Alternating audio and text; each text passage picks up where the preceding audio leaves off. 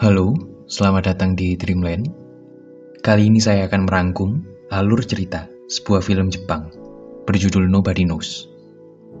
Film yang diadaptasi dari kisah nyata tentang kasus terkenal 4 anak terlantar di Sugamo, Jepang ini berhasil melambungkan nama sutradara Hirokazu Koreeda sekaligus memenangkan Yuya Yakira sebagai pemenang termuda aktor terbaik Cannes. Sebuah drama pedih yang menceritakan tentang upaya bertahan hidup 4 anak-anak terlantar setelah sang ibu lari bersama pacar barunya. Jadi siapkan tisu dan langsung kita saksikan Nobody Knows.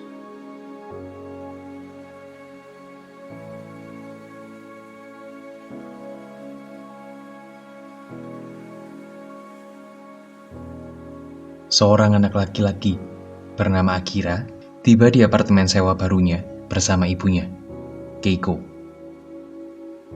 Tak lama, mobil ekspedisi pun juga datang membawa barang-barang mereka dari apartemen sewa sebelumnya. Termasuk 2 koper besar yang ternyata berisi adik-adik Akira, Yuki dan Shigeru. Mereka diselundupkan sebab peraturan apartemen kecil di kota itu hanya mengizinkan setiap keluarga penyewa hanya memiliki 1 anak demi kenyamanan sesama penyewa. Tapi adik Akira tak hanya Yuki dan Shigeru, ada juga Kyoko yang Akira jemput di stasiun dan kini berusaha masuk diam-diam ke dalam apartemen. Kini semua anggota keluarga pun sudah lengkap. Mereka makan malam di meja makan kecil mereka sambil Keiko memberitahu anak-anaknya beberapa peraturan di rumah baru mereka. Mereka tak diizinkan membuat suara keras atau berteriak.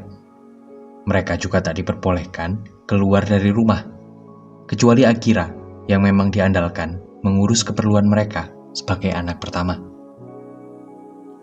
Mereka pun mengangguk dengan mudah, mengiyakan peraturan itu yang sebenarnya adalah peraturan yang sama di rumah mereka sebelumnya, yang sayangnya dilanggar Shigeru, sehingga keberadaan mereka berlima ketahuan dan diusir dari apartemen lama mereka.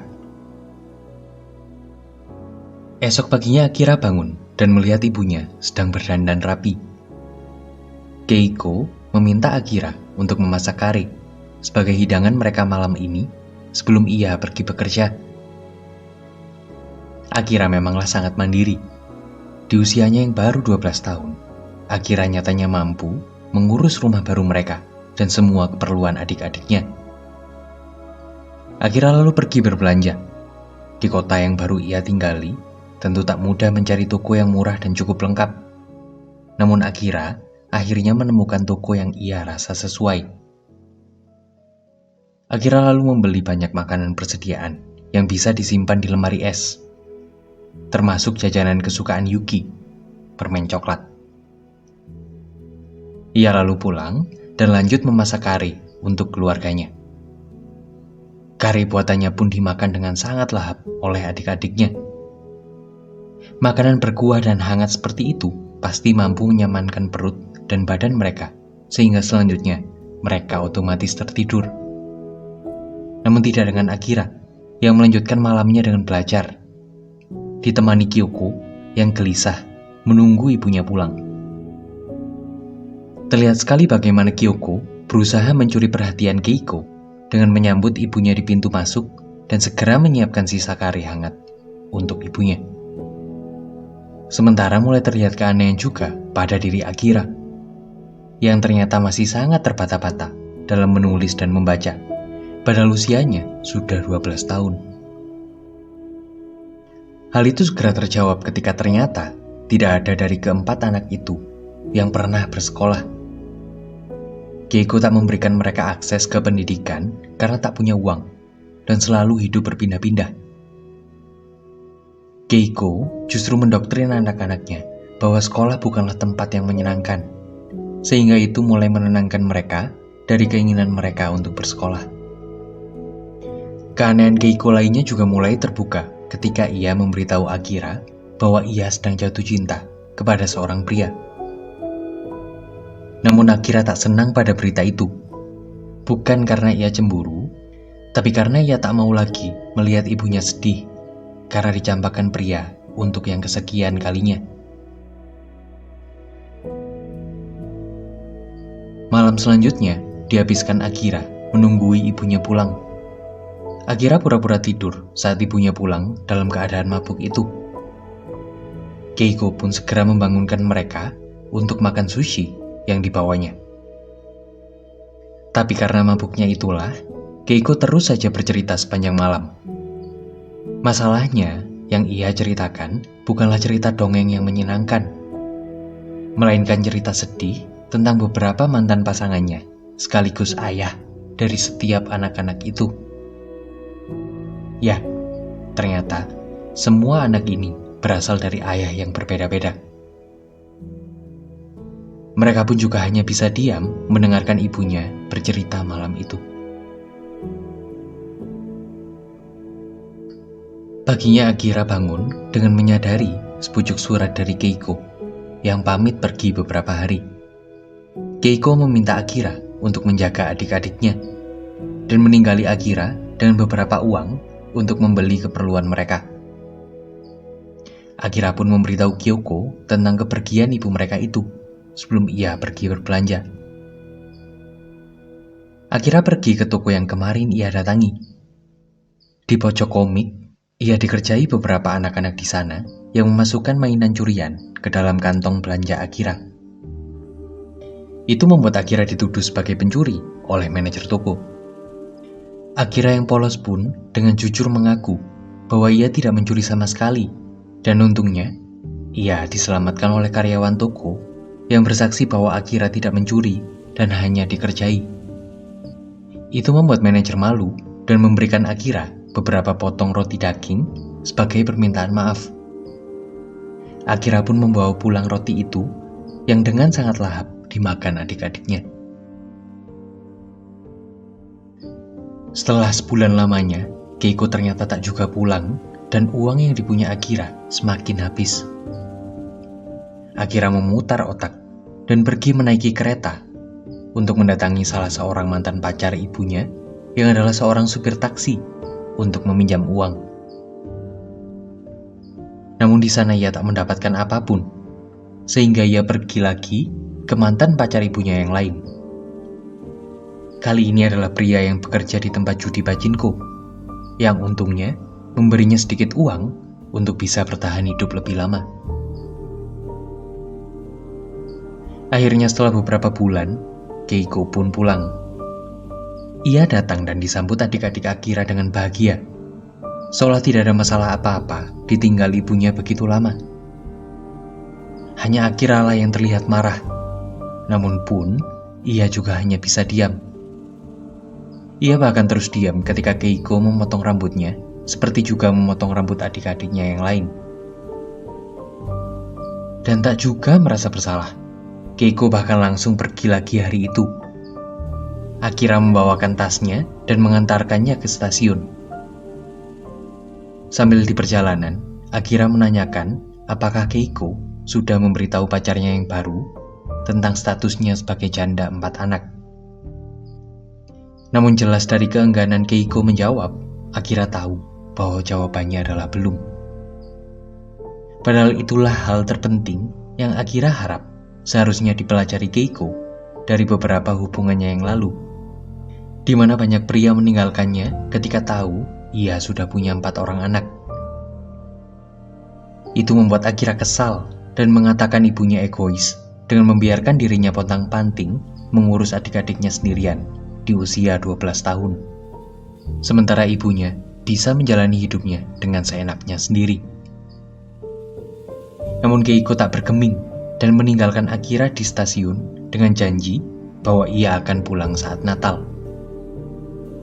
Hari-hari selanjutnya dijalani Akira layaknya kepala rumah tangga. Ia bahkan yang memimpin adik-adiknya menjalani malam Natal itu tanpa ibu mereka. Keiko tak menepati janjinya. Ia tak pulang saat Natal. Bahkan saat esoknya, Akira mencoba menelpon nomor kantor ibunya. Justru yang ia dapat adalah kabar bahwa Keiko sudah resign dari pekerjaannya sebelumnya. Itu membuat Akira tahu bahwa Keiko bukan pergi karena pekerjaan, tapi jelas karena mengejar pacar barunya. Hari-hari pun berlalu, dan ini adalah pagi hari setelah malam tahun baru tanpa perayaan apapun itu. Mereka tiba-tiba mendapatkan kiriman angpau dari ibu untuk masing-masing mereka. Itu bukanlah angpau dengan jumlah fantastis, namun mereka menyukurinya dan ingin membelikan diri mereka sendiri, mainan, dan makanan dari uang itu. Meskipun sebenarnya, kado yang mereka harapkan adalah pulangnya sang mama. Apalagi bagi Yuki, yang berulang tahun di hari itu. Kehadiran ibunya jauh lebih ia harapkan ketimbang hadiah dan perayaan. Namun Akira tak mau mengecewakan hati Yuki. Akira pun membawa Yuki pergi keluar rumah untuk pertama kalinya. Dengan mengendap-endap dan memastikan keadaan terlebih dahulu, mereka berjalan keluar. Walaupun upaya itu ujungnya gagal, karena mereka bertemu keluarga pemilik apartemen. Tapi untungnya, dengan cerdik, Akira mengakui Yuki sebagai sepupunya yang baru datang untuk menginap semalam. Mereka pun akhirnya pergi dengan tenang. Akira mengantar adiknya membeli permen coklat kesukaannya, lalu membawa Yuki berjalan-jalan, melihat monorel yang melukis garis cahaya di malam itu dengan sangat indah. Untuk sejenak, kebahagiaan hadir untuk mereka berdua. Akira berjanji, suatu hari, ia akan membawa Yuki melihat sesuatu yang lebih besar dan lebih indah di langit malam, yaitu cahaya pesawat yang terbang dan mendarat di bandara yang jauh dari rumah mereka. Esoknya Akira mendatangi Pachinko lagi. Di sana, ia akhirnya mendapatkan beberapa teman pertamanya. Mereka dengan asik bermain bersama hingga malam tiba dan memaksa mereka pulang. Namun keseruan pertemanan mereka berlanjut esok paginya. Akira bahkan membawa teman-teman barunya itu ke rumahnya untuk bermain video games yang ia beli dari uang angpaunya. Itu membuat Kyoko jengkel, sebab teman-teman Akira sering berkata kasar di depan adik-adiknya, bahkan sampai menginap di rumah mereka yang sangat sempit itu. Namun Akira yang senang karena akhirnya memiliki teman pun menghiraukan Kyoko. Sebenarnya teman-teman Akira ini adalah anak-anak yang mengerjai Akira di toko tempo hari. Bahkan salah satunya memang hobi mencuri mainan di toko itu, dan menyuruh Akira juga mencuri mainan sepertinya sebagai bentuk solidaritas. Namun Akira tak mau mencuri, sehingga teman-teman itu pergi meninggalkannya. Mereka tak pernah lagi datang ke rumah Akira, dan Akira pun kembali bermain sendirian di taman. Akira pun pulang dan melihat adanya orang yang menagih listrik di pintunya. Akira hanya bisa sembunyi sampai orang itu pergi. Hal itu membuat Akira sadar bahwa ia membutuhkan uang yang stabil untuk memberi makan adik-adiknya. Ia akhirnya mencoba melamar kerja di toko yang biasa ia datangi. Namun karena usianya yang baru 13 tahun, ia tak bisa dipekerjakan karena masih di bawah umur. Dengan ditolaknya pekerja, Akira pun semakin khawatir tentang keadaan keuangan mereka. Ia hanya punya beberapa ribu yen lagi untuk biaya bertahan hidup. Bahkan Kyoko sampai rela memberikan angpaunya sebagai tambahan nafas bagi Akira. Itu membuat Akira sadar bahwa ia harus memberikan adiknya kebahagiaan, meskipun mereka kelaparan. Ia pun membebaskan adik-adiknya keluar rumah. Toh jika si pemilik apartemen tahu, ia hanya tinggal mengakui mereka sebagai sepupunya, seperti Yuki sebelumnya.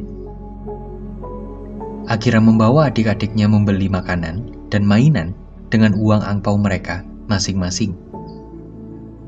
Mereka pun sangat senang menikmati suasana di luar rumah yang selama ini mengurung mereka. Mereka bermain, menyentuh-nyentuh tanaman yang tak pernah dilihatnya, dan juga membulat-bulatkan tanah basah, lalu saling melempar. Permainan itu usai saat perut mereka mulai lapar, sehingga mereka memutuskan untuk pulang. Dengan mengendap-endap, mereka masuk ke apartemen saat tidak ada yang melihat. Sayangnya, saat memasuki rumah, Mereka sadar bahwa listrik dan air di rumah mereka telah diputus. Kini mereka hidup tanpa listrik dan hanya mengandalkan keran air yang ada di taman sebagai satu-satunya sumber air gratis. Itu membuat mereka sering bertemu dengan Saki, gadis SMA, korban bully yang juga sering membolos sekolah ke taman itu. Mereka cepat sekali akrab. Bahkan Saki jadi sering bermain ke rumah Akira dan bermain bersama adik-adik Akira. Saki juga perlahan tahu apa permasalahan keluarga Akira dan bagaimana anak-anak itu ditinggalkan tanpa uang dan kasih sayang. Kisah pedih keluarga Akira itu mulai tercium para pekerja toko yang perlahan mulai bersimpati kepada mereka. Para pekerja toko mulai memberikan Akira sushi yang tidak terjual untuk Akira dan adik-adiknya bisa mengganjal perut mereka. Bahkan tak hanya pekerja toko, namun juga si pemilik apartemen yang sebetulnya tahu Akira menyelundupkan adik-adiknya. Namun ia membiarkan mereka tetap tinggal di sana, meskipun sewa apartemen sudah tidak pernah dibayar berbulan-bulan. Saki tak mau kalah menunjukkan simpatinya. Ia berusaha memberikan uang kepada Akira untuk membantunya. Sayangnya Saki tak punya keahlian apapun untuk mendapatkan uang, sehingga Saki nekat untuk pergi dan menemani pria hidung belang demi mendapatkan beberapa uang untuk membantu Akira. Namun Akira yang tahu apa yang Saki lakukan justru tak mau menerima uang kotor itu dan lari meninggalkan Saki.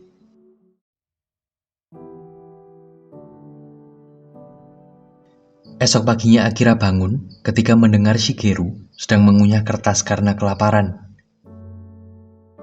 Lalu dengan koin terakhirnya, Akira berusaha mencarikan keluarganya sedikit makanan. Sementara Shigeru sendiri tak tahan merasakan perut lapar di rumah. Shigeru juga putar otak, dan dengan cerdik, ia berusaha mencari koin-koin jatuhan di setiap vending machine di jalanan kota itu. Akira pun akhirnya sampai di rumah mereka dengan membawa 2 mangkok ramen instan. Shigeru segera ia jemput pulang, dan akhirnya mereka semua makan dengan tangan yang bergetar karena sangat kelaparan. Pelan-pelan Akira pun mulai putus asa dengan keadaannya. Uang sudah habis, dan perut yang semakin melilit membuatnya uring-uringan kepada semua adik-adiknya yang juga semakin rewel karena kelaparan. Akira jadi nekat membungkus baju-baju ibunya untuk ia jual. Namun Kyoko yang masih berkeyakinan ibunya akan pulang menyelamatkan baju-baju itu dari Akira. Akira pun pergi mendinginkan kesalnya. Ia pergi ke lapangan baseball di sebuah sekolah dasar. Di sana ada seorang pelatih yang kekurangan pemain, sehingga ia memanggil Akira untuk masuk ke dalam timnya. Akira pun mau dan bermain menjadi anggota tim meskipun ia sendiri tak tahu betul aturan mainnya. Namun Akira berhasil menunjukkan keunggulannya dalam memukul bola yang membuatnya dicap sebagai harapan baru di tim itu. Akira yang moodnya sudah kembali baik pun pulang dan mendapati bahwa Yuki tidak sadarkan diri setelah terjatuh dari kursi yang tinggi. Akira pun panik. Ia keluar dan akhirnya memutuskan mencuri makanan dan obat-obatan untuk keselamatan Yuki. Namun Yuki tak juga bangun dari pingsannya. Tapi Akira tak mau menyerah. Ia pergi menemui Saki dan meminjam uang yang kemarin ditolaknya itu. Itu adalah uang yang selanjutnya Akira pakai untuk membelikan Yuki banyak permen coklat, berharap bahwa Yuki mau dibujuk untuk bangun dari pingsannya. Namun setibanya mereka di rumah Akira, mereka mencoba memakai cara itu. Namun Yuki juga tetap tak mau bangun. Mereka semua sedih dan bingung atas apa yang terjadi. Namun Saki menjelaskan bahwa Yuki bukan sedang pingsan, melainkan sudah sampai di ajalnya. Dan jelas, Meninggalnya Yuki jadi kesedihan yang mendalam bagi keluarga itu.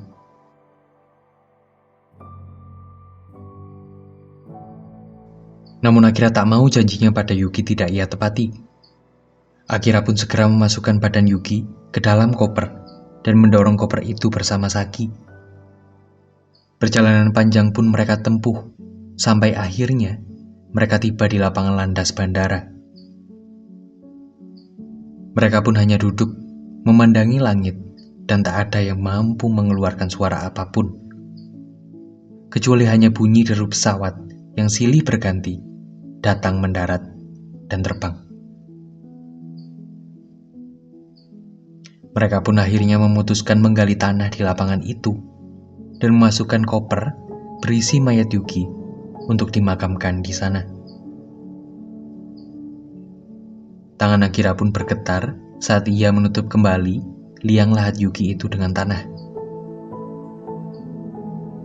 Mereka lalu pulang sambil mengingat betapa perihnya kematian itu dan berdoa semoga Yuki tidak lagi kelaparan di alam sana. Lalu disinilah Nobody Knows tamat. Cukup sekian dulu pembahasan film kita kali ini. Terima kasih atas atensinya. Saya Popo, saya undur diri dulu. Tetap waras dan terengginas. Selalu berbahagia ya, bareng